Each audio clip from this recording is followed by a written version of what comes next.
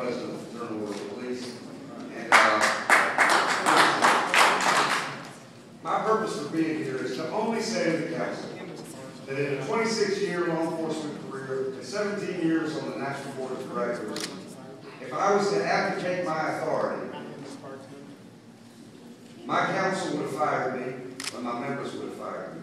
We'd like to ask the council to please bring some other professionals into the city, the Department of Justice, PERF, ICP, Fraternal Order of Police, and have this plan reviewed. Our review of the plan, as the largest and oldest police organization in the country, the draft plan, shows us that this is not a plan that will benefit the citizens of Camden. We're very concerned about the abdication of authority, the fact that this council is charged with representing the members of this city, and you're going to abdicate your authority to the freeholders outside of the city of Camden. We're concerned about it. We want to express that to you. We're going to be monitoring this very close. We're supporting the Camden FOP in the lawsuit and the appeal, and the National FOP is going to put all of our resources of our 330,000 members into Camden. It's a social experiment going wrong. Please review it. Thank you.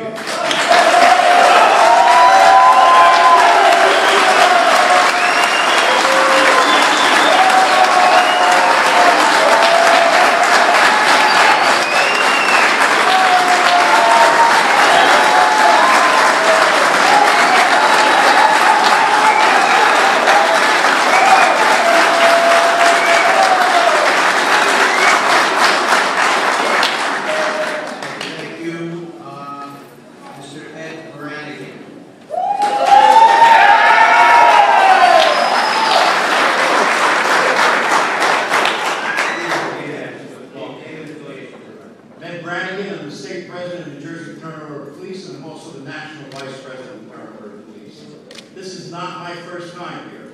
As a matter of fact, it's the third time I stood before you, and I tell you every time, you're elected officials by the citizens of Camden to be your voice, not to be George Norcross's voice. Do what the citizens of Camden want. We have police officers here tonight from all over the state of New Jersey and across the country. We have guard cops here. We have police officers from New Orleans, from Myrtle Beach, from Philadelphia. We're all here to support our brothers and sisters in Camden and tell you this is wrong.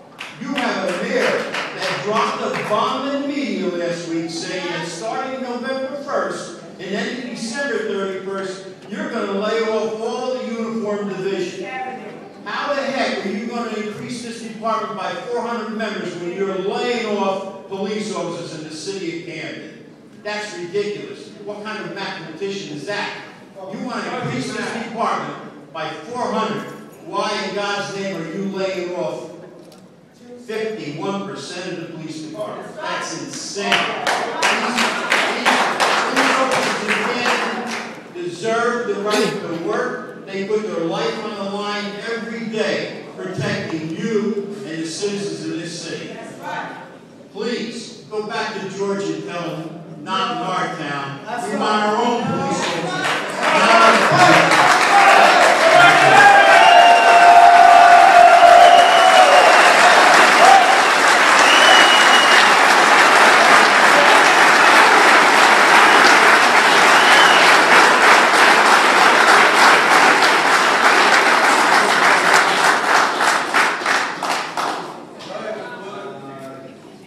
John Williams.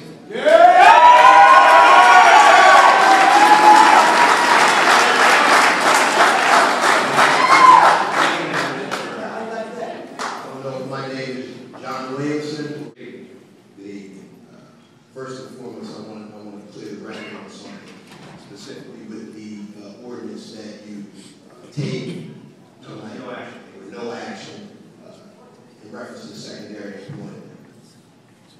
My letter was crystal clear. It wasn't to abolish the secondary employment. It was sent specifically to stop members of the police department from being called in at home on their days off to work at Hoover Hospital. Period. issues with the concerts that was going through. We were challenging that. We were letting it run through the process. But the Cooper Hospital issue was the reason for my letter. And that's it. But why are we all here? We're all here to address the public safety issue that's going on in the city. No one, none of the police officers from around the state of New Jersey, and our brothers from over Pennsylvania that are here, and the police officers that work in the city of Camden, none of us can say that we're not concerned about crime conditions, the uptake in crime, and the homicide rate.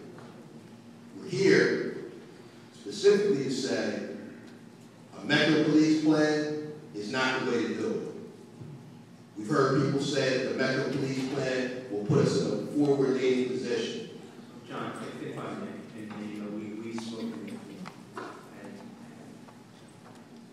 again, the conversation is between you and the bargaining unit as well as the administration. As everyone knows, we are the legislative body. You know the financial status of the city, correct? I know that. I also know that the mayor just added more money to the police for the county police in the new budget. The question lies in what is your recommendation? What do we do? Our recommendation is come back to the table. Come back to the table with legitimate negotiations. Don't have us, hold on, don't have us. Have you done that? We come back to the table, you know, and when we're sitting in the room with the city attorney and the finance director and our attorneys, we're all sitting in the room looking like a bunch of bobbleheads because Mark Rodino told us he doesn't have the authority to act, or doesn't have the authority. We just sit in there, we'll give us something, come back. We've laid the proposal out as far as the concessions we were willing to give up. We pretty much gave you everything you wanted. But we also know that what we give you now is worth a whole lot less simply because the numbers are so drastically reduced. A simple mathematician can figure that out.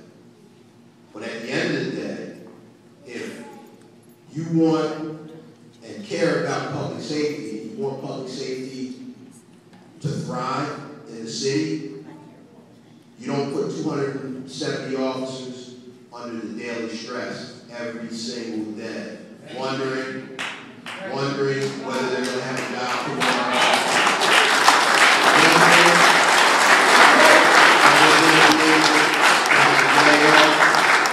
Without internal affairs visiting their house. It's a shortfall. It's unfortunate. It's a shortfall. You know this. Exactly. You don't recommend that. Exactly. You know this. But it's a whole lot easier to get to a 400-man department by adding 130 officers to the 270 as opposed to firing everybody and hiring 400. John, where's that 10, 15 million come from? The $3 million that we just spent overtime last year could have helped that.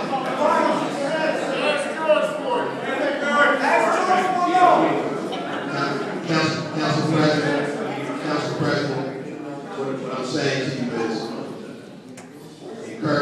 encourage the city attorney and the mayor and the people who can make decisions to come back to the table and stop pointing the finger